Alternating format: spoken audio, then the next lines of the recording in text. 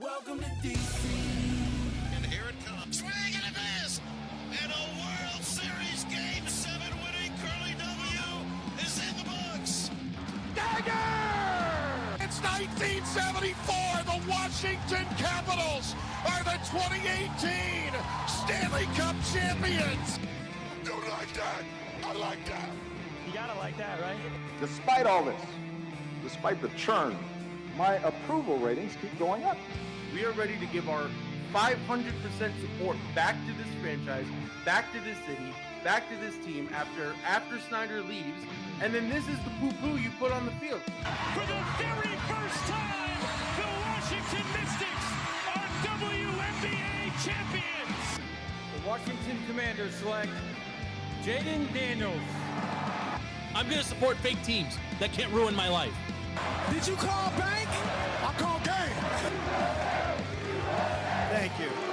Sorry to keep you waiting. Complicated business.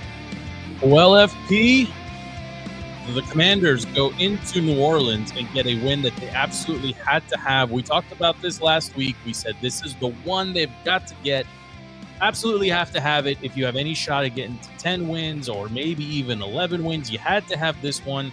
They went in there and they got it. And frankly, they did a really good job of looking like an average football team. And I know you and I, we've been back and forth on this.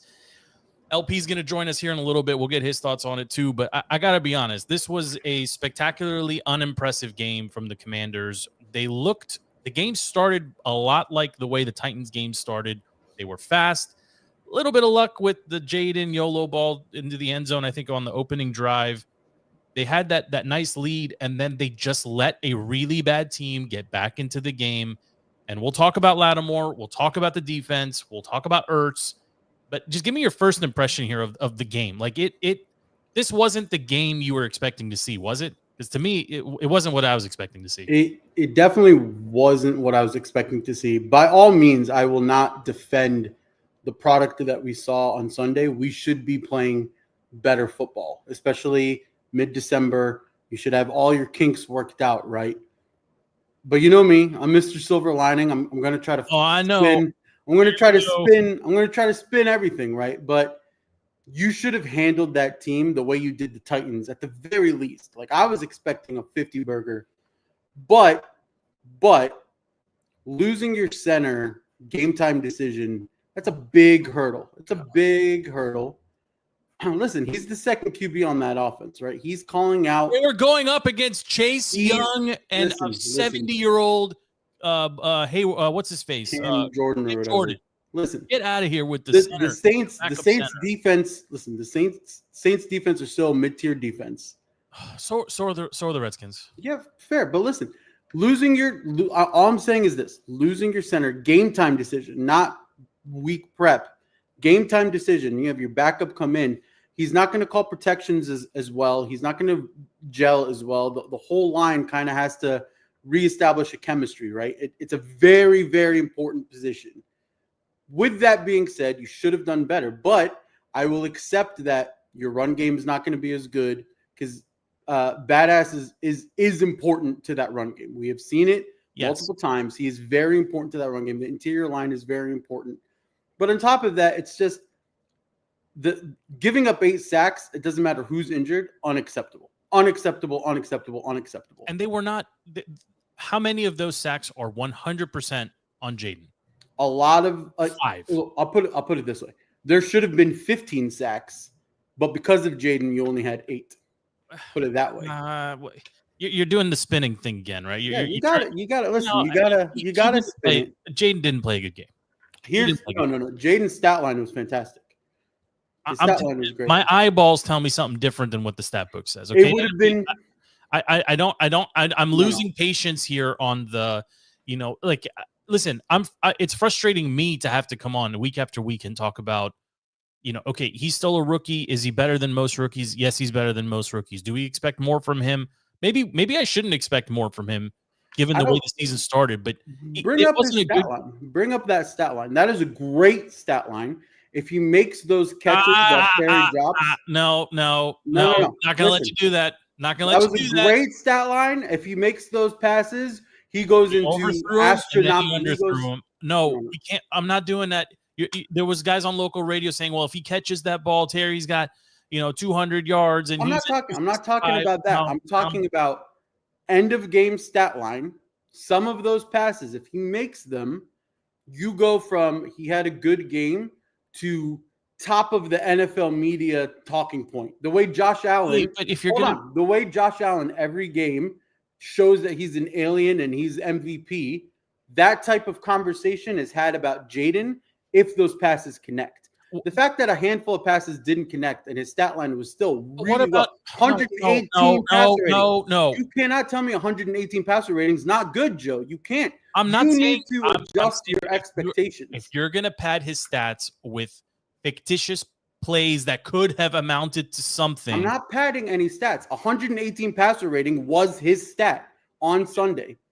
Did you watch Caleb Williams yesterday? How many did points? You watch Caleb yesterday? I did. Did you watch your boy Bo Nix throw 3 dog interceptions on Sunday? I did. So adjust your expectations that Jaden Daniels still with a 118 passer rating. I think this is my phenomenal. Is I need to adjust my expectations of Jaden Daniels as a rookie going into his 10th or 11th or whatever number game he's in as the starter. And that's like a me thing, right? I think I have to do that because the inverse argument of what you're saying is look at how hard Zach Ertz had. Like Zach Ertz ended up leaving the game concussed. Hell of a catch, though. I mean, I don't think there's another player on the roster that can make that catch over the middle. Fantastic catch. Yeah, and he's missed. Jaden has missed on that specific play several times this year, resulting in quite a few interceptions. And one of them, the one in particular I'm recalling is I think from the Eagles game, where Ertz got his fingertips on it, ended up going straight in the air. It was picked, whatever. But Zach made an incredible play, and almost scored a touchdown on it. And he's now out of the, he's in concussion protocol. We need him back, by the way, before Sunday, but we'll talk about that in a second. But, the YOLO balls and Heineke was the master of the YOLO ball. We've seen some of that. We saw some of this from Howell over last year as well. That first touchdown to Terry, he was on the right side of the field, ran his route. The second Terry touchdown the long one. The long throw was the first one. No, that was a good play. That was a correct route. Saw it, passed it. I was talking about Jaden scrambled to his left and then dinked it was the first. That was the second touchdown. Okay, maybe I got him backwards. But if you remove that one in particular, where he's just putting, Jaden threw a rocket into traffic and Terry ended up catching that ball.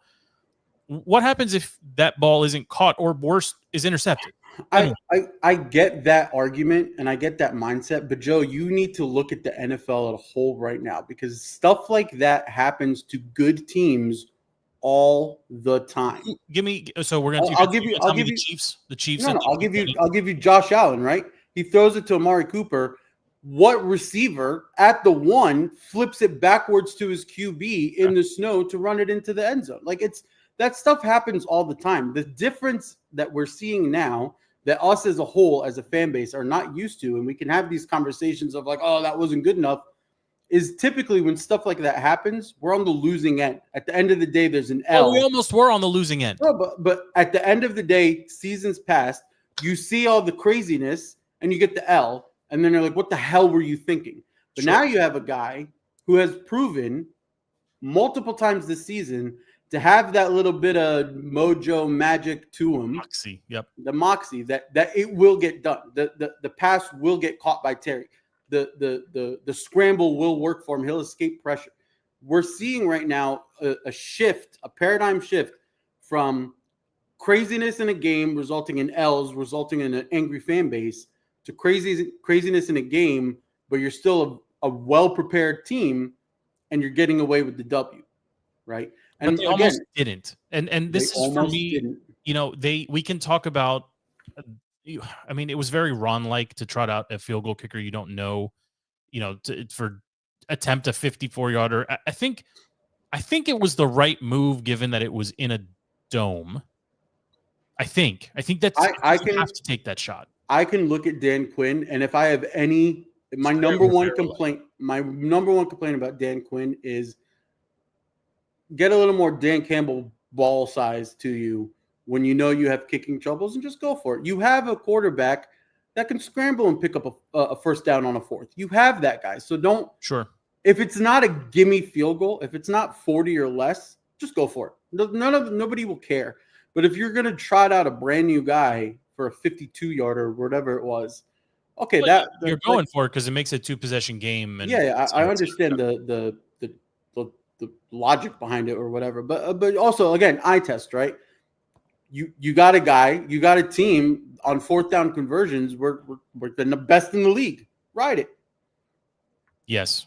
I mean, you're right on that. I mean, 54 is just too long. It's hard for a good kicker. You got to flip a coin and say, if I miss it, at least let me go for it, right? I mean, if you end up getting a yard or two and you're still short, it's still another yard or two, but to give him the ball at the 37 or 41 or whatever it was, Rattler played, let's talk about the Saints here for a second. I mean, Kamara, beautiful touchdown catch, largely bottled up for the most part. Mm-hmm. His backup, I'm blanking on his name right now. That dude runs hard. Yeah. I don't know who that is, but that is a fantasy stud in the making. Yeah. As we move into next season and beyond for New Orleans, they've got their running back position set. Nobody was expecting much out of that quarterback room, but Spencer Rattler showed me something. I don't know how you felt about him. Like he looked like he was in charge and playing loose, very, very JD5 like actually at times. That last drive was good. Yeah. The last drive was good. Yeah. They were aided by 6 or 7 phantom seconds that should have never, ever. I mean, you want to talk about the most Redskins way to lose? Yeah.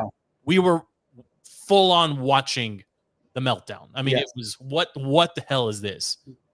But they looked fine. I mean, but they should have beat this team by a whole lot more than they didn't. 100%. But I mean, again, and I'll bring up the Chiefs. They also didn't run very well. Again, but I mean. So that's the biggest thing, right? Losing the center, your whole O-line chemistry is off. I understand that the run game against listen, Chase Young sucks, but Chase Young is still. If you played like that in this uniform, but Cam Jordan and that Saints front, they're not bad. And I think there was a stat during the game over the last 4 games when Rizzi took over as head coach. That defense actually has been playing a lot better. Yes. Right. So season wide.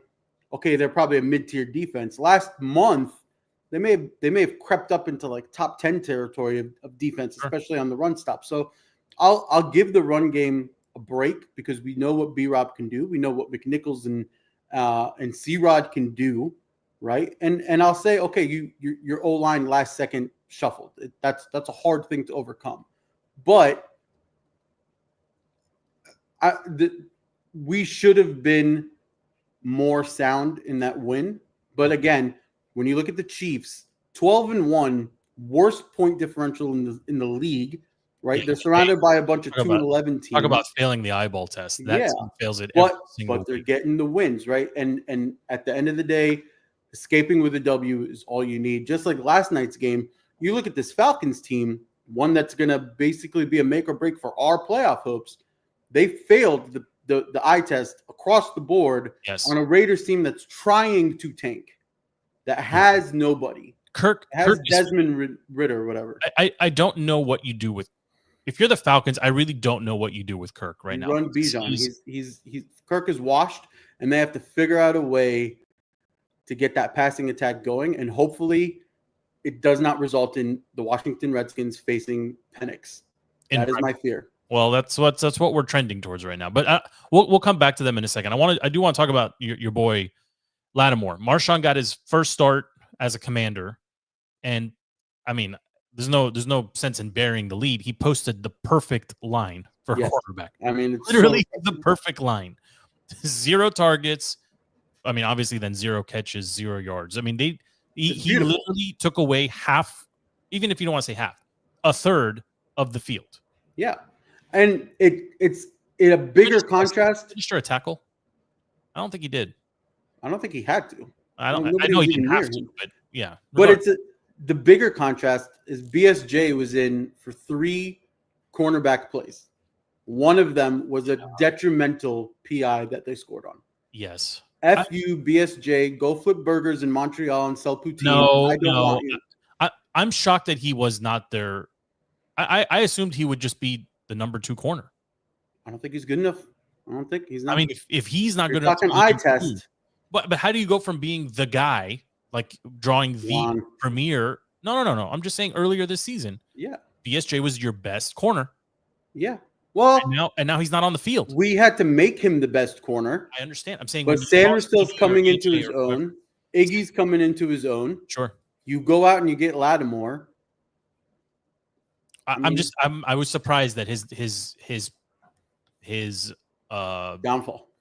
yeah, I mean, his snap count went to 3. 3. Yeah. He was like mid. He's a gunner 20s. on punt return. Yeah, that was surprising. But I mean, I know you don't like giving for whatever reason the front office their kudos, but AP is saw it and addressed it. He saw it and he addressed it, and Dan Quinn fell in line with it. Do you think Lattimore helps Terry McLaurin? You mean like in practice going against Sure. each other? Yeah. This was the big fiery debate for us, and then I was gonna say I don't think Terry needs quote unquote. No, I think he needs it. I think No. he needs it. I think he You needs keep saying that, and you said it earlier in this show. You keep saying that we throw up these YOLO balls. I don't think your definition of YOLO ball is accurate. YOLO ball with Heineke is that iconic gif or whatever of him with his eyes closed throwing it. Okay. That's a YOLO ball. Okay. Jaden is dropping these balls fingertips away from Terry on the route that Terry is running. That is just called football, and that is just called not connecting on a deep shot. That's normal football. Look at any team, any quarterback, any receiver. There's Justin Jefferson last night. He's missing a big one. There's Jamar Chase missing big ones. That is just regular football. But those receivers are in a different class or category than Terry McLaurin. Do you disagree? They are elite. You talk about Terry like he is in that class, and I just don't see that. Listen, for any listeners that don't know the backstory of what is about to happen, at one point in time, Joe said Terry is not wide receiver 1 material, at best wide receiver 2. Did you say that, Joe? Yes. Okay. My whole argument was based on the numbers, career, and specifically this season, he is putting up wide receiver 1 numbers easily. Okay. And when you factor in we need to redefine wide receiver 1. When you factor in every team has a wide receiver 1. We're not talking depth chart. We're talking you look at this guy, then when you go into your draft. Give me a number. So I'm going to define this for you. I'm going to speak for you and you speak for me. I, FP, feel that Terry McLaurin is a wide receiver 1 and would start on pretty much any team in the league and should be considered a top 10 wide receiver in the NFL. Yes. I'm speaking for you. Yes. Okay, now you speak for me. Speaking for you, you're saying Terry is not a wide receiver 1, and every offseason, the front office should look into the draft of drafting a stud elite wide receiver 1 out of college. That's what you're thinking. Yes, that's exactly correct. So okay. I'm glad that we agree on a couple things here. One, he's not elite. He's elite. He is flirting with elite talent. Flirting with elite, I will accept. But today, he's not Chase. He's not Jefferson. Frankly, based on the numbers, he's in the category of Smith and Jigba. No, he's better. Cortland Sutton. Better. He's in the mix with Jerry Jeudy has him beat right now statistically after 14 games played, and he played 2 less. Brock Bowers has more targets, receptions, and 15 less yards. Okay, so I'm happy you brought that up. The number of targets, you don't pin that on Terry. You pin that on offensive scheme. I'm sorry. If you're not getting separation, then you're not. Who said he's not getting separation? I'm saying. I'm telling you, go look at the all 22 film of all these games where you have complaints about Terry. Would you take? He is running up and down the field. You're moving, waiting for the ball. I'm not moving the goalpost. Okay. Would you take Terry over? Forget about the 2 or 3 like clear cut number, like super stud elite ones. Would you take him over like St. Brown? Smith and Jigba? Amon-Ra St. Brown? Amon-Ra's up there. Amon-Ra's would you take the level just of if you could only have one of them, who would you take? or CD. You're bringing out elite numbers. You're I'm bringing asking elite you. players. I'm just saying, like, But okay. this is you moving the goalposts. You said he's not a wide receiver Chase, one. Brown, Lamb, Neighbors, Smith and Jigba. I mean, Justin Jefferson. This is what I'm saying. Your argument was if you're an NFL team and Terry's on your roster, you should be dedicating a high first-round draft pick to go get a wide receiver. No, I didn't say that because the majority of the people on that list I just named were not high first-round draft picks. Justin Jefferson, Jamar Chase, CeeDee Lamb, all these guys were first-round draft picks. Okay, but Smith and Jigba wasn't. Judy wasn't. Judy, I'm pretty sure was. Judy was mid-first round, if I'm not mistaken. He was first-round pick for the Broncos when they took him. I mean, Neighbors was a top. Well, we're not saying top of the. We're saying first-round pick. Okay, first-round pick. If you have Terry on your roster, you don't waste a first-round pick on a receiver because he is that guy. He can do it. He has proven he can do it over his entire career with bums throwing him the ball. Can we admit that I agree with? Going for 1,000-yard receivers outside of his rookie year where he's at like 950, going for 1,000-yard receiving years, 1,000 yards plus receiving years with the bums throwing him that ball. Yes. Okay. And now that you have Jaden Daniels throwing him the ball and he's up there with the elite, flirting with the elite, with TD catches, flirting with yards, with doing more. He's really far behind actually in targets, catches, and yards. He's not that far behind. All of this popped off this morning because you were doing a victory lap over 900 yards, and all I said was that's never been a metric for success. It's always been. Did you read the whole victory lap? I did. Did you see the company he's being kept? Okay. Well, okay, but I'm sure you can manipulate some stat. Well, how many players had 750 receiving yards over 10 games, and then we can look at it and be like, there's a stat for everything. All I'm saying is he had. Okay, if you want to do it this way. Justin Jefferson is almost 2-1 on targets to Terry. Yes. He is not 2-1 on yards to Terry. Correct? Correct. We discussed it this morning. He's not 2-1 in yards. Jefferson's got 120 targets to McLaurin's 92. So it's not necessarily 2-1, but a lot more. I mean, if you want to look at double, okay, let's see. Closer would be okay. So McLaurin's got 92 targets and 970 yards. 92 targets, 970 yards. Jamar Chase has 138 targets, so that's the most in the league, and 1,400 yards. 1,400. Okay. Chase, St. Brown, Lamb, Justin Jefferson, and Jerry Jeudy are all over 1,000. I think pumping McLaurin for having 950. I think the debate that we really need to have, and this was seen on Sunday. I'm gonna bring it back home for us. I'm gonna go full circle for us. I'll bring us back to Sunday. All of these elite receivers, the Justin Jeffersons, the Jamar Chases, the whoever's, what do they have that Terry does not have? A running back? A legitimate wide receiver 2. A legitimate wide. Okay, Addison, T. Higgins. I don't know. CD doesn't have another wide receiver next to him. Jerry Jeudy got nobody. He's got Jameis throwing him the ball. What are you talking about? Smith and Jigba, okay, DK, fine. Malik Neighbors doesn't have a quarterback or another receiver on that team. Malik is at 90 catches for 901. Does St. Brown have a? Does Jameson Williams? Okay. Cooper Kupp and Puka. Okay. There's a lot of these elite receivers that have legitimate wide receiver 2s. I mean, Garrett Wilson has quietly amassed basically an identical stat line to Terry, and he has Devontae Adams. No, he's also got Aaron Rodgers, who's you say what you will about Aaron Rodgers. I mean, Judy to me is the one that doesn't belong in this list. Like, he very quietly is having a spectacular season, and a lot of it was by which was one game where he went absolutely bananas. But one name we haven't mentioned here at all was like Tyreek. Right, Tyreek has played same amount of games, has less targets, less catches. There's another name that hasn't been mentioned, and that's AJ Brown and Devontae Smith.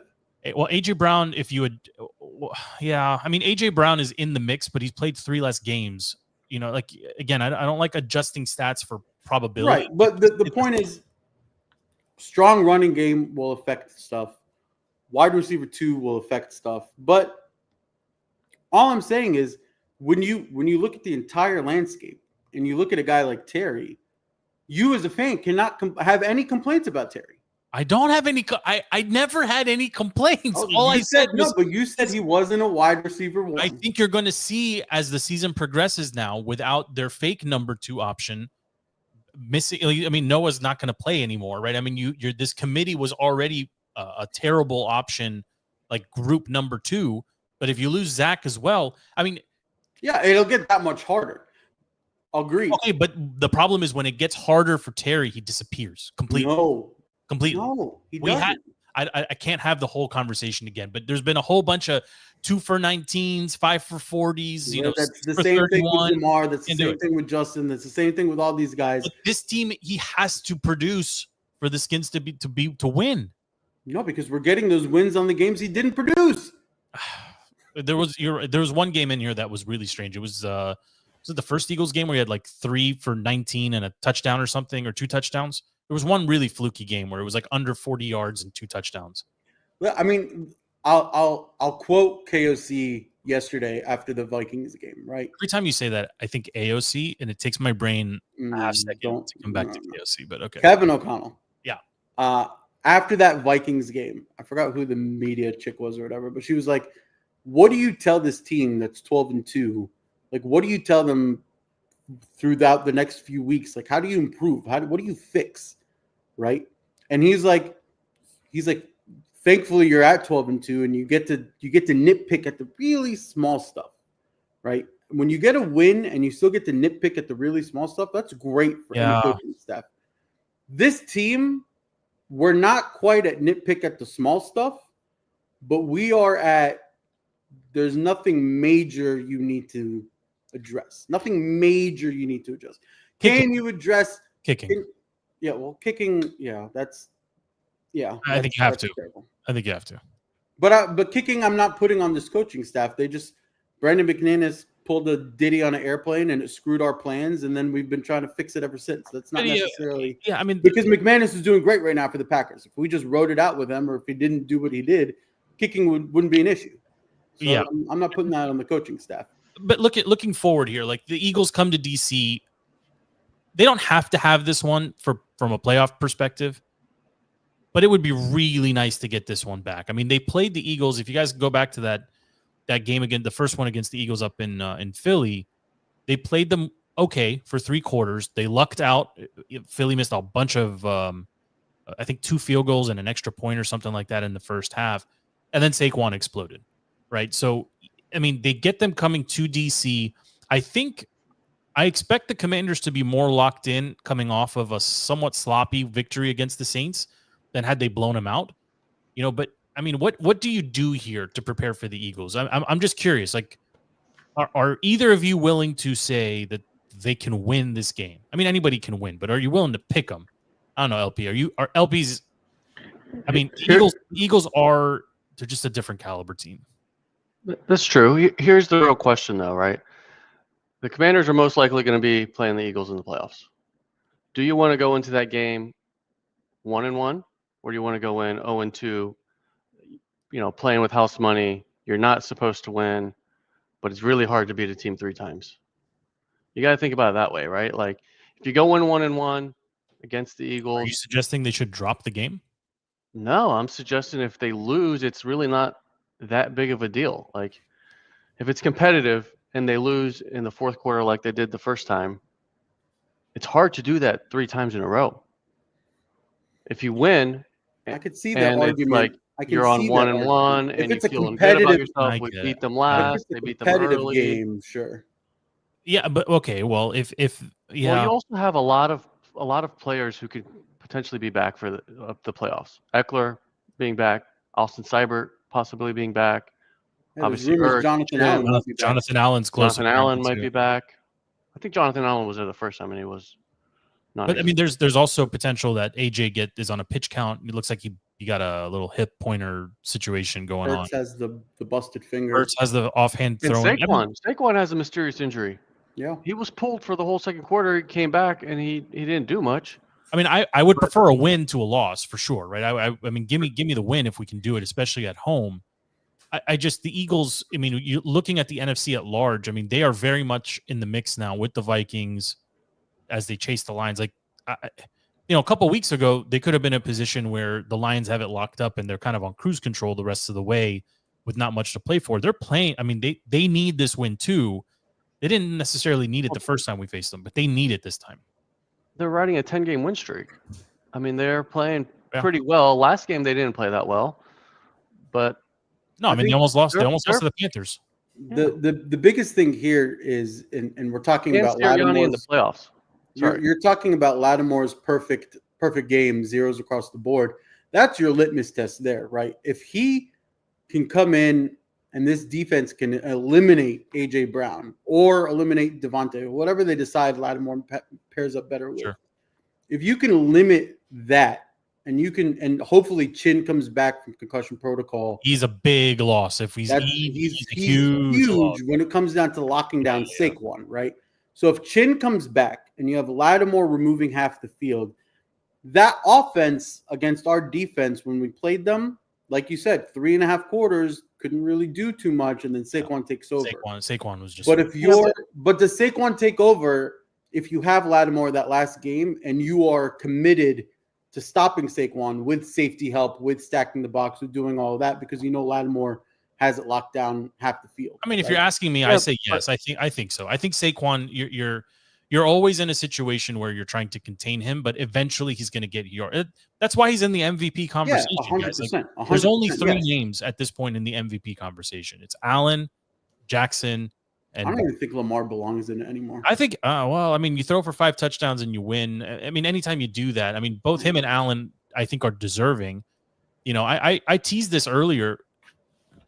Do you think we'll ever see a defensive player get an MVP again? Because, I mean, if there was ever one to make a claim for it, it would be, I think TJ Watt is deserving of it, what he's done with the Steelers defense this year. But I mean, the Skins have an MVP candidate coming into their building in Barkley, and they can do a lot to derail that conversation if they can bottle him up and keep him grounded. I mean, they can legitimately ruin his shot at the MVP. They already faced Lamar, and Lamar didn't have the best game against them, but they truly have a shot here to ruin the balance of Barkley's season if they take him out.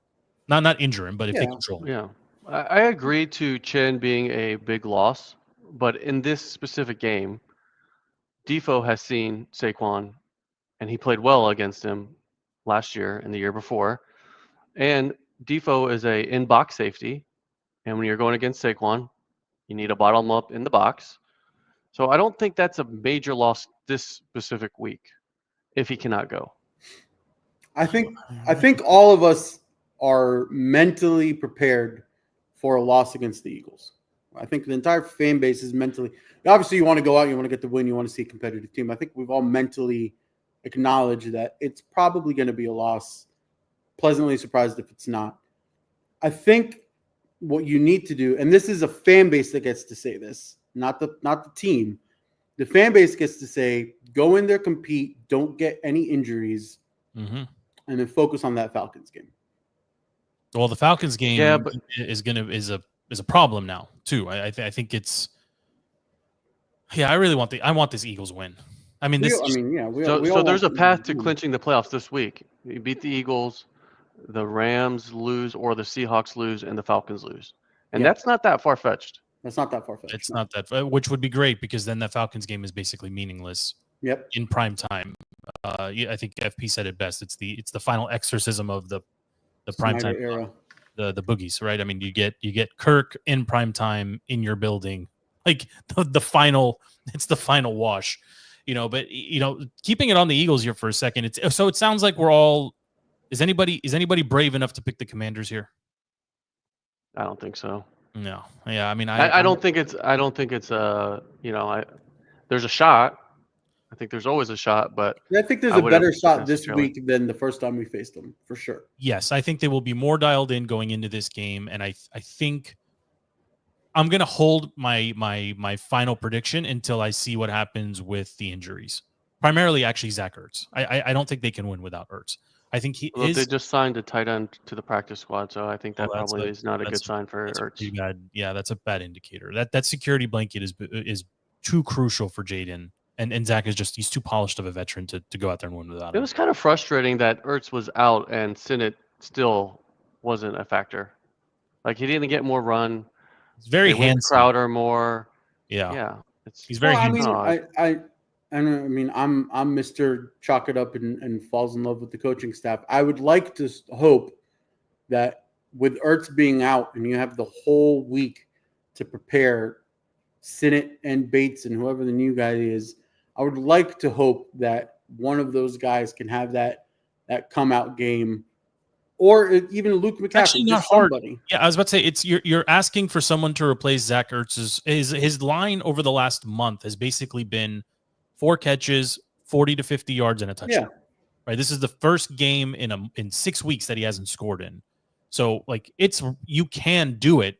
I don't know if you can do it when you also don't have Noah and you also may or may not have, Eckler's not obviously Speaking of not having Noah, me and LP were talking about this against the Saints game. I was kind of pleasantly surprised with Crowder. It was kind of nice to have him back. Kind of nice to see him return the punts. But he's also, 200 years old, man. He's 200 years old. But he's sure-handed. Exactly. He is sure-handed. But I thought Oz played a pretty good game too. I thought his routes were crisp. He caught the balls that were thrown his way. I mean, he was fine. I think. But I'm seeing also what we did with Noah out. I think we addressed it with Crowder and Ozzy and everybody pretty well. But where's Diami? Like, why no Diami love? Diami was involved. He was involved in the game. Some end arounds, and he got some good chunk plays. I think they addressed the lack of Noah Brown pretty well. And the hope is with Ertz out, they can scheme and plan for Sinnott and Bates to also step up pretty well. And I think this, again, you guys hate it, but look, when I talk about the coaching staff, I think overall we've seen from week to week, they've done a pretty good job adjusting on the fly, preparing, not coming out too flat or unprepared at all. And, that makes me nervous because if Cliff comes out flat, right, if they get blown out, all bets are off. I mean, if they at least have to like hold their own. I understand they're going to be missing some key pieces, but you can't give up 40. You need to be within touchdown reach at halftime. If it's 17-0 half, game's gone, right? Well, but generally the Commanders do well in the first half, and they actually start off with leads, and then their it's usually the third and fourth quarter where the offense stalls. Fourth quarter, they are positive in point differential for the first 3 quarters and really negative. Now, but how much is that because of that lead, other teams start airing it out, and then they took advantage of BSJ. But now that you have Lattimore, but Spencer Rattler also covered half the field in about 17 or 18 seconds, with no clock management, no time, and they got a little assist from they just. Yeah, if you're gonna lose, it's gotta be close because you do have the Falcons, and you're gonna have to win that one. Like 10 is a good number of wins in a season, and they've got a shot here at 11. I mean, although the Cowboys are playing much better since they came into DC themselves. So I mean, this is our first time being 9-5 since the 91 season. Since 91, yeah, this late in the season. I mean, that's huge. All things involved. I mean, that's huge for this team. That's huge. It is. Back to the offense, though. I'm the first one that loses sight of that, by the way. I'm the one that's, crapping on the team for underperforming against the Saints team. And it's, I mean, hey, I want to congratulate you for admitting your faults there. Good job. But I also expect more. But they're supposed to beat the bad teams. So, I mean, a W is a W. I know. They beat everybody under 500. They're struggling against people over 500. That's what you would expect. Well, I mean, look, the Lions. I think there's real concern about the offense. Sorry to go back, but the run game was non-existent. Luke McCaffrey was 1 catch for 0 yards, right? And he's still on the field, probably second or third most of the receivers. There's still something in the offense that isn't clicking. Yeah, there's a lot. Kind of chalk that up to Biotish not being there. Like Jaden getting sacked 8 times is insane. It's just they're not as efficient and things get stalled. But then there's flashes of, okay, this is a really good offense, and then we're completely stalled, and it happens way too often. Whether it's second half of the season, second half of games, quarters at a time. I think as they get more time together, another off season, a couple more critical pieces, and some more complementary pieces, and folks that can provide a little bit more support offensively, they'll figure that stuff out. But you traded for Lattimore because you have an opportunity to be disruptive come postseason. Yeah. Right. So be disruptive, and you can start this week by beating up on a team that is flirting with the number 1 overall seed. I mean, we saw the Lions. like the Lions, Vikings, and Eagles at this point. I know the Packers are technically still alive, also in the chase for that number 1 overall seed, but the Lions, I mean, we're literally watching the wheels come off here from defensively. I mean, Jared Goff was the first quarterback to throw 5 touchdowns in a game and lose. Just, I mean, in the history of the league, like that is insane. I mean, 5 touchdowns is super impressive. Wasn't that Allen last week? Well, Allen. Well, no, he accounted for 6 touchdowns in a loss. 6, yes, but not you throwing. look at like the Lions. I mean, we know they can go get points offensively, but they can't stop anyone right now, much less the better teams. I mean, I don't know, guys. I'm looking at the NFC, and I put this, I think, in our chat. The Bucks to me are the absolute scariest team in the NFC right now. They beat just look at who they beat, and I mean, I understand they lost a bunch of games, but Baker's a baller. Mike Evans is a cheat code. I mean, he's you want to talk about actual number 1 receivers, right? Okay, he's in that list of 10 years of 100 catches and 1,000 yards or whatever it is. He actually may fall short of that this year.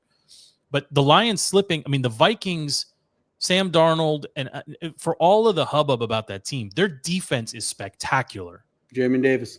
And they are they have a legit shot. The NFC North closes the season playing all of them play each other. The Lions could slip into that 2 or even into that 3 spot. The injury bug, I mean, there's 2 lessons that you get out of the Lions job, right? The injury bug can truly derail even the greatest of teams.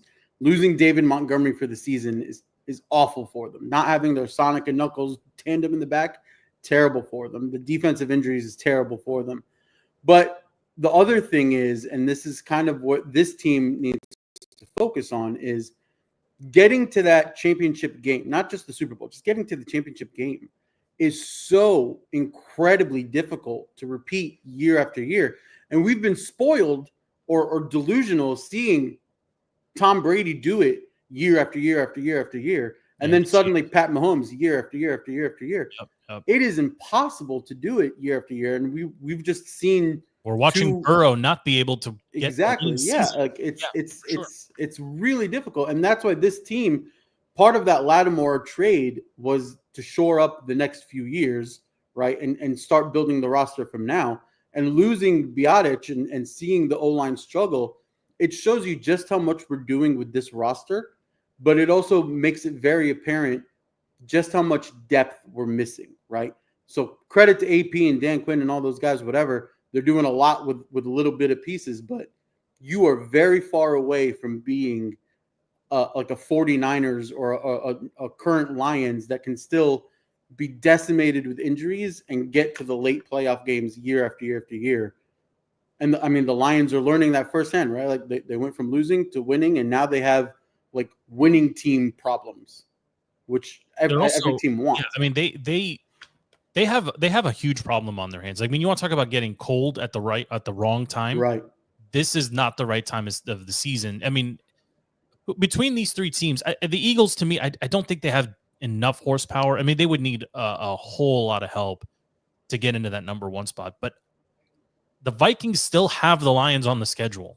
I don't see the Vikings losing the rest of the way. I think the Vikings are going to claim the number 1 spot in that first round bye, which is going to mean the Eagles hosting the Bucks or Detroit. No, sorry, the Eagles have an easy schedule though. What's the Eagles? They just have the East. That's us. They have Eagles, Cowboys, Giants. Yeah, the Vikings still play the Bears. They still play the Lions, and I'm blanking on their third one. I forget who the third opponent is. Is it not Packers? I mean, if it's Packers, then I don't think so. I think they've played the Packers twice. Oh. I don't know. LP maybe. They have the Seahawks, the Packers, and the Lions. Those 3 really tough teams for the Vikings. Yeah. Yeah. I mean, it's very hard. Seahawks are never an easy. So win. the Vikings can beat the Seahawks. That'll help us. Yes, it'll also help them. I mean, yeah. The Vikings, to me, out of these 3 teams on the screen, Lions, Vikings, Eagles, they're the best and most complete team to me. Right? I think the Eagles might be the most complete. I think they're the Vikings. The Eagles are getting cold. The Vikings defense is so good. FP Van Ginkel is a stud. Yeah, Van Ginkel's corners fantastic. are studs. I mean, they are. The Lions have the Bears, the Niners, and then the Vikings last. So they may They may clinch that number 1 seed before the Say last that game. again. The Lions have who? The Bears and the Niners, and then the Vikings. See, but again, as bad as the Niners are, that's not a gimme by any stretch. I don't think the Bears are a gimme, and they've lost 8 in a row. No, the Bears are a gimme. The They were current awful, Bears. I'm are trying a to throw them a bone. I'm trying to throw them a bone. After yesterday, they're a gimme. I mean, well, okay. I mean, look, let's pivot here to the AFC. Let's look at the AFC. I tried to make a list for of the, maybe the strongest teams in the AFC. That there's maybe one more we could throw into this mix, but Bills, Chiefs, Steelers, Ravens. Like, I want to go first here. I think the Chiefs are the worst team on this list. I really do. Throw the records aside, they are hurting like big time defense. And they have an injured Pat Mahomes. They have an actual injury now to Pat Mahomes. They have lucked their way into 7 of these 12 victories. Their point differential is terrible. I think this is the easiest argument to make that they are the worst, best team that I can recall from. I mean, they're still the defending champs and all the good stuff, yes. But right now, the Bills are leaps and bounds better. Even with, frankly, I mean, the Bills don't really have receivers either. I mean, they don't. Like, what Josh Allen is doing is just MVP to the max degree. But we've seen this from the Bills year after year, and I was just about, you literally just can't about to do say it. it. Yes, I was just about to say it. The team on this list looks like a different Josh Allen than those seasons. Josh Allen always looks great, even in the years that they can't do it. This year, there's something different, and I think it's not having Diggs on the team. I truly think that's the difference that we're seeing. Not having Diggs and Allen having like the piece that he can spread the ball wherever he needs to. Doesn't have to worry about that drama queen. I mean, the Steelers are dealing with an injury to TJ Watt. Assuming he's back, maybe not this week, but definitely next week. I actually think they're the most complete team here. And I hate to say it because I'm not a Russ fanboy. I think George Pickens is a hothead and he's a weirdo. I think I love Tomlin for all that he is, and he's been doing it for so long. I don't see how anybody can just, like, they will beat you 9-4 or 9-5 or 9-6. AFC North scores. Yeah, and they'll just do it. The Ravens, as good as they are offensively, I don't trust their receiving core. I don't trust the running back. I love Derrick Henry, but for some reason, it's that defensive secondary that's just he's not passing the eyeball test for me. I know that's not a hot take. That's just my gut feeling is that when it's all on the line, Lamar is inclined to keep it himself, which is not obviously I don't think that's the best move for the team. But they can't play any defense. They play no defense. So, the Bills play sound defense. The Steelers play some sound. I don't know if you could say the Bills play sound defense. They're putting up 100 points in the last 2 games. They're giving up 100 points in the last 2 games. Okay, that's fair. But they also gave. I mean, it was against the the Lions Rams and the Rams, and the Lions, right? I mean, these are 2 very powerful offensive teams. The Steelers have shut down pretty much everyone they face, and although they got into a shootout with the Jameis Winston Browns, so okay. But I mean, of these 4, that's a huge game this weekend on Saturday with Steelers Ravens. Yeah, Saturday. Oh, that's right. We get Saturday, Sunday, Wednesday. Mm-hmm. No Thursday. Saturday, Sunday, Monday, Wednesday. Saturday. Oh yeah, Saturday. Thursday, Saturday, Sunday, Monday, Wednesday. Oh my God, Thursday. No, there's no Thursday. Oh, there is a Thursday game. There's Thursday. Thursday, Saturday. Yeah, Sunday, 1 on Thursday, 2 on Monday. Saturday. Sunday slate. I think it's a doubleheader on Monday again. Wow. Okay, spreading it out. If I'm not mistaken. And then is there one on the day after Christmas? And the one that nobody cares about is college football playoffs also start this weekend. Don't care. Zero care about that. I mean, still pretty good matchups though. Good fluffer pieces. Netflix has 2. Netflix has Christmas Eve. Ravens and somebody. Yeah. I don't remember who. And there's a Ravens Packers are on game. Saturday. There's no way they're playing Christmas Eve is Packers. Yeah, and Ravens are Saturday and then Wednesday. Yeah. Wednesday's Christmas Day. Yeah, Christmas Day. You're games. right. They are. Right? Texans. That's Ravens, Texans. Netflix, I think, has 2 games on Christmas Day. Because your boy RG3 is part of their studio coverage. Nah, don't ever mention that bum. It's his guy. It's his guy. I think that's his ass. Look at the picture behind his head. No, Literally behind me. LP's behind no, LP. no, this is great for those that are streaming. It's literally it's LP's Joe face. Theismann. Two. Is it Theismann? That's Theismann. I know. LP likes the man butt. Theismann, right? Yeah, I think that's 2 plays before his leg exploded. Yeah, I mean, it's probably too soon to have this conversation. But if you're picking favorites right now for the Super Bowl, like where's your gut at FP? Unfortunately, I think it's like going to be a Bills-Eagles matchup, or Bills-Vikings. To me, would be the better Super Bowl. Bills-Vikings could be a great Super Bowl. Mm-hmm. Two fan Vikings bases getting to the that Super Bowl would with kill Sam Darnold for Super Bowl victories. is insane. That would be a story. I don't have the Bills, Right? though. Like you had Kirk for 5 years, who was your guy. They went out and got, Just gave him shows. all the money he wanted, fully guaranteed contract, all that stuff. You get rid of him. You bring in journeyman Sam Darnold, and you're better. Well, we said it too. It was they saw Mountaintop with Case Keenum, championship game. Yep. Kirk brings him down, and then Sam Darnold brings him back up. I mean, the Falcons are in big trouble. I mean, they're going to have to start. I think by the time we get to Falcons at Skins a week from Sunday, it's going to be Penix under center. Who did the Falcons play next? This week? Yeah. I think it's the Bucks. Is it the? Oh, that's a big game if it's the Bucks. It's not the Bucks. I can check.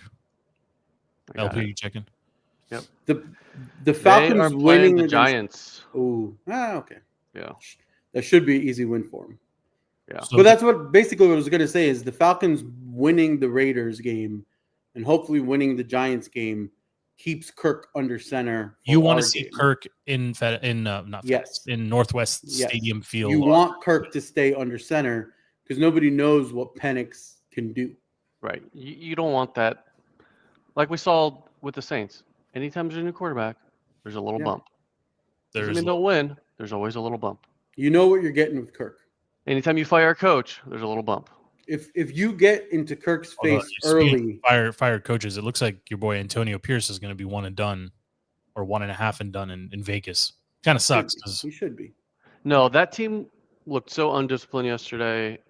That looked like high school football. That was probably the worst football team I have seen. This is the thing I don't understand, though. Belichick is available. Brady is an owner of the Raiders. How do you not make this call when he starts flirting with UNC? I don't think Brady wants anything to do professionally with Belichick ever again. I don't think Brady wants anything to do with the management of the team. I think he's an investor. Leave him out Brady is going to be so involved with that draft class. If you're Belichick, you would prefer UNC over the Raiders? Depends how many sorority girls. I know. Okay. Yeah, all the sorority girls, and I mean, look, they're no. paying The thing with Belichick is he wants full control, so he doesn't want college kids. If he was, I mean, this guy had trouble. I mean, he had trouble getting the professionals to do their job. How's he going to get college kids to do it? No, it's easier to control the college kids. He's not going to be successful there. I want him to come in and completely blow up the NIL. Or like make them adjust the NIL somewhere. I mean, you figure that has to be a part of his equation, right? He's watching Dion pick apart the NIL and just bring players from all over because of the cachet that the name brings. Yeah. If you're about to be a college player, do you not suddenly be like, oh, playing under Belichick is massive? I also think that was part of the reason why he didn't want to wait to see the revolving door of departures from the NFL. I don't think he wants to deal with Dion or his kid and the circus that could potentially be bringing to the NFL. That's also very true. Does anyone think Sanders is an NFL level quarterback? Because I do not. I think. Well, you saw the big tank for Shador sign. I think Shador Vegas can fans were holding up yesterday. I think he can be better than a lot of the QBs that are currently in the league. I don't think he can be. Is he better than Caleb Williams? I think I would say it's a push. It's a wild card because if you look at Lamar Jackson when he came out of Louisville. No one thought he was a quarterback in the NFL. For the first 3 years, I didn't think he was a quarterback in the NFL. Today. He has changed that. Yeah. But when you look at the quarterbacks around the league that are bottom dwellers, right? I mean, Lamar was pulling up his pants. Did you see that on Sunday? Yeah. His tights got loose. No, but they actually weren't falling down. That's how cold it was. He thought his ass was hanging out, but it really wasn't. So many jokes. Man. No, but if you look at the bottom dwelling quarterbacks, right? The Mac Jones, the Drew Locks, the whoever the Raiders trot out there, whoever the Saints trot out there, Shador's better than all of those guys, easily. I don't watch think enough so. college football to tell you, but I will mean- tell you, no one thought Lamar Jackson was going to be a The good problem NFL with quarterback. Shador is No one thought Dak Prescott was going to be a decent NFL quarterback. I mean, you he's can make not all a the Dak decent jokes that you quarterback. want, He's not. but Cooper Rush is outplaying him. Yeah, but go back a couple years. He was good. he had the number one O line in the league in Ezekiel Elliott in his prime. He didn't have to be good. Listen, I don't care about the Cowboys. I don't care about them at all. But they would be so stupid to not roll with Cooper and cut Dak or trade him or just get rid of him the way the Browns are about to get rid of Deshaun. They don't have a choice here. You cannot go back to Dak. They gave him too much money. They're not going to do it. And Jerry's loyal to a fault. Send him, then trade him to the Cleveland Browns. They should have traded him 2 years ago. When They should have never given him stock that was so high. contract opening day. It's stupid. Oh yeah, But- I forgot about that. It was opening day against the Browns when they announced his contract. Yeah. Yeah. Jerry, and again, going back to Shador, you and I were discussing this, Joe. If you're Jerry Jones, you're going to try to bring Shador in. You're going to try. You might even get rid of. I don't. You might even get rid of McCarthy and hire Dion to coach his son. You believe we're going to do this? I like this. You speak for me. I speak for you. But In Jerry's mind, we've seen it over the last 2 decades. Jerry doesn't actually care about wins and losses. Jerry cares about memorabilia and making money. I agree with you on that. No, he cares about memorabilia and making money. They all care about memorabilia and making money. I think he cares about his brand. I think he wants that. I mean, we're saying the same thing. 430 window. He wants America's team to continue to prosper. The league won't put them in that 430 window.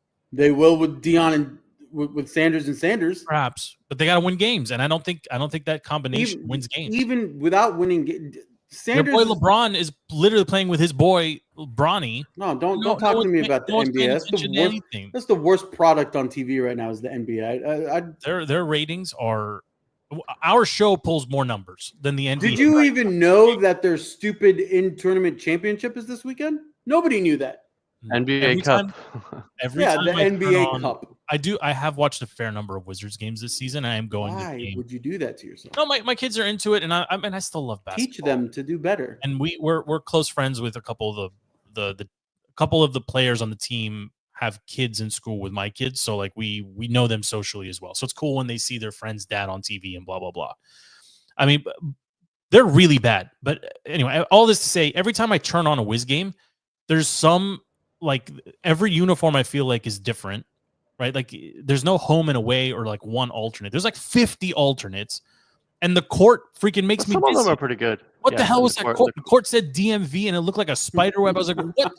Like, is this LP? Is that only for TV? Like, is that that's only that during NBA Cup games? No, but is that what the court looks like to them on the painted? Yeah. So like, how do you draw up a play? Like, what is that? What the hell is that? Hey, it's a terrible product. I don't think the Wizards draw plays.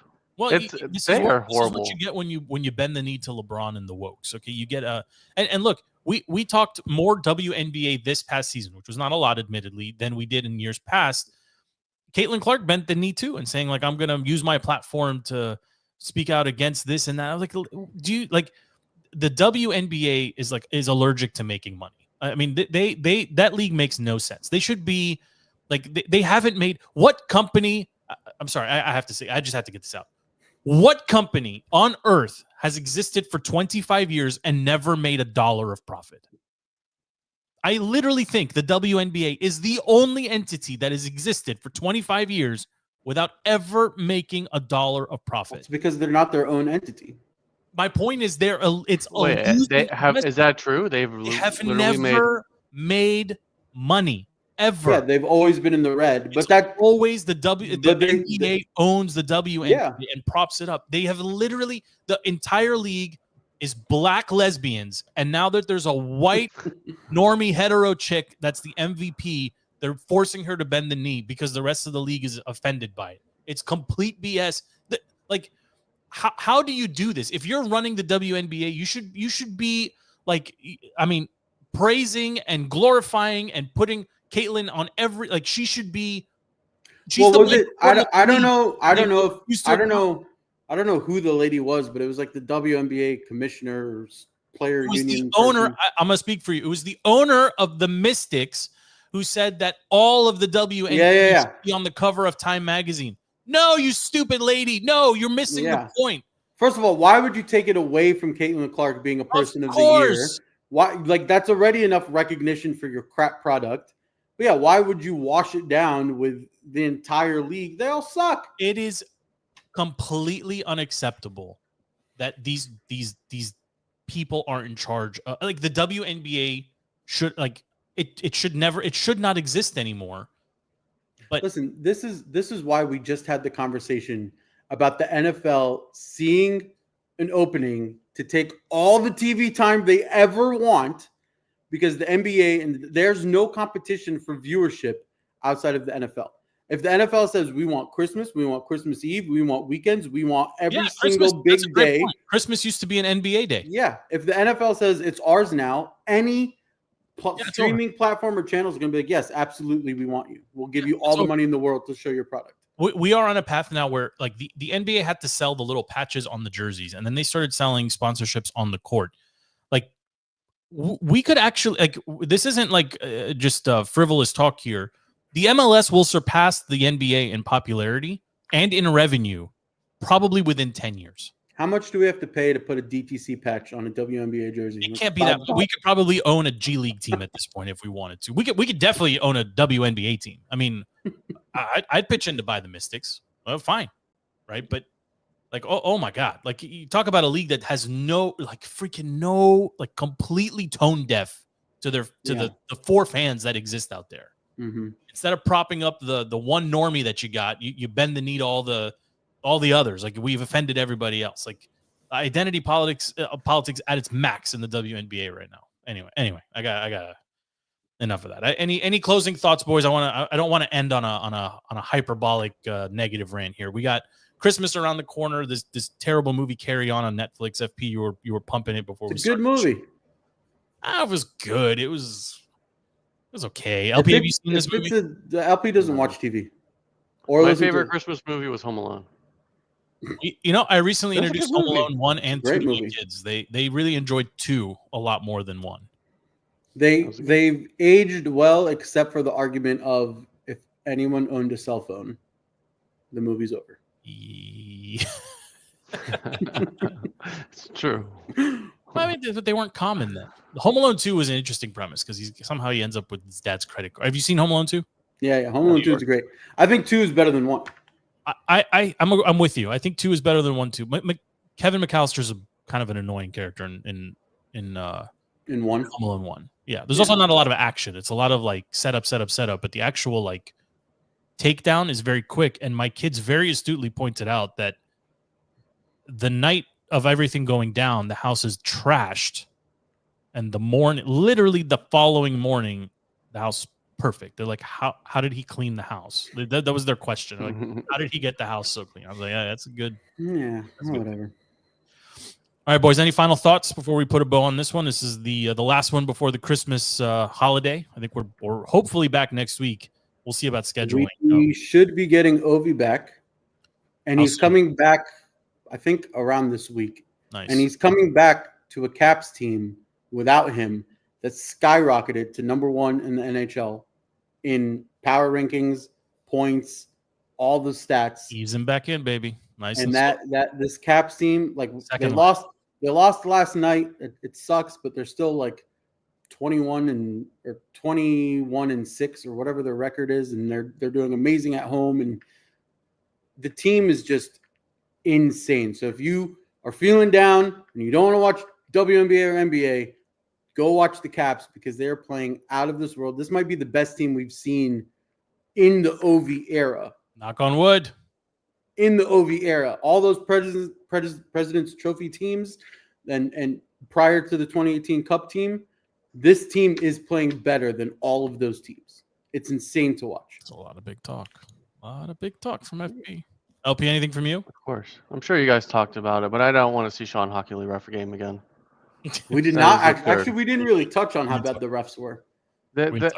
No, I mean, if you go back, there's a ton of stuff out there on Twitter about not only that call, but other ones. A lot of missed PIs on Terry. PIs, yeah. Yeah, that was awful. I mean, the only way that the NFL can really screw this up is a scandal like that, where people are starting to think that games are more fixed. I mean, and if the Commanders lost, then you would tell me the game was fixed. I don't know if I would doubt it that much. We've had Megatron catch touchdowns that were called back. We've had We had Des Bryant catch a touchdown that was called back. We've had a player. The big one that comes to mind is Diggs when he was a Viking, get shoved out of bounds and allowed to come back in and catch the ball for the big touchdown. So if you're the NFL, how do you not seriously entertain full-time refs, seeing everything that's going on? They are full-time now. They're not full-time. They're still not full-time. No, there was discussion about wanting them to be full-time. I think they're I thought there was there was a holdout about that. There was a holdout, but they're still not full-time refs. There's no way. Yeah, they're not All right, full-time. we'll check this before next week. Either way, I mean, you should be able to review everything at this point. Like, that should have been pulled back. I mean, even on our side, right? The field goal that the clock expired. Well, the rule is you can adjust and add time to a clock. You can never adjust and remove time from a clock. You should be able to fix stupid mistakes. That's a stupid mistake. There's enough zebras between New York, the booth, the field, and the cameras that you shouldn't be missing clock or timeouts or random stopping of the clock on the 2-yard line. What you need is 2 people in charge of it. Like, there shouldn't be just one person responsible for one thing. Like, what you need the clock operator should have a backup. Yes. Hey, dummy, why'd you stop the clock? Right. This isn't college. What you need is full-time refs. That may or may not happen. But what you really need, and we witnessed this earlier in the season, is New York or whoever, they should be able to use streaming or TV video footage. And I don't understand why they wouldn't use that footage. This was a big thing in soccer too for a while before VAR. It's like, why wouldn't you give them every angle? It's time. How much time do you want to? Like, there's an argument to be made that the games are getting longer because of coaches' challenges and reviews, and like, I don't know how you do that unless you do it during TV timeouts. But then people will raise their hand and say, well, like, we weren't involved, or there's no transparency. You're doing it during TV timeouts. Like, they're gonna, at some point, you're gonna have to. You don't want to talk about things we didn't talk about. 7 hours of commercial-free football. Oh yeah, I had a commercial. It didn't happen for the first time in history. There was some commercials, and they did split screen and blah blah blah. But that's not what they shifted the audio. That's not what I like from Scott Hansen and company. That's not what we tune into Red Zone for. So it's not what we pay for. It's a problem. Have you guys watched the NFL's Game Center? No. It's free on, I think, Samsung. It's their version of Red Zone. It's actually not bad. You get a little glimpse of every game. It's not only Red Zone. Oh, I have $4 to get Red Zone. It's okay. Can you send it to me though? Because I'm curious what the hell it is though. Is it like an 8-box? I would do it if it was like an 8-box. It was always up, then I would consider it too. Yeah. It's like the all 22. No, there's a way to watch all 22. I would watch that. If you told me that all I needed to do was to buy a Samsung TV to post it up in the basement, and I could just keep an 8-box game feed of all the games on, I would do that in a heartbeat. I mean, that's what the other NFL Sunday Ticket is. No, that's like $1,000. No. No, I thought you could do multiple boxes with Sunday Ticket. You can do pre-selected YouTube TV multi-stream, and then you can roll the audio. It's fine, but it's not an Octobox. Oh. Okay, for next week, please bring a book report about whatever this Samsung offering is. I'm curious now. Thanks, boys. Merry Christmas. If we don't talk, Merry Christmas. Merry Christmas to Terry McLaurin. FP's Terry. He's your actual fan. If we win on Sunday, emergency pod. I can do it. I'll be on the road, but if I'm happy to do it. I'm happy to do it. All right, boys. Talk to you soon. My name is Joe for FP and LP. The show is called DTC Defeating the Curse. You can find us wherever you stream podcasts. Watch us live on X, on YouTube, on Facebook. Listen anytime on Spotify, Apple. You can even tell Alexa to go play DTC, and she will pull up the most recent episode for you. Until next week, we are out. Merry Christmas to all. We'll see you later.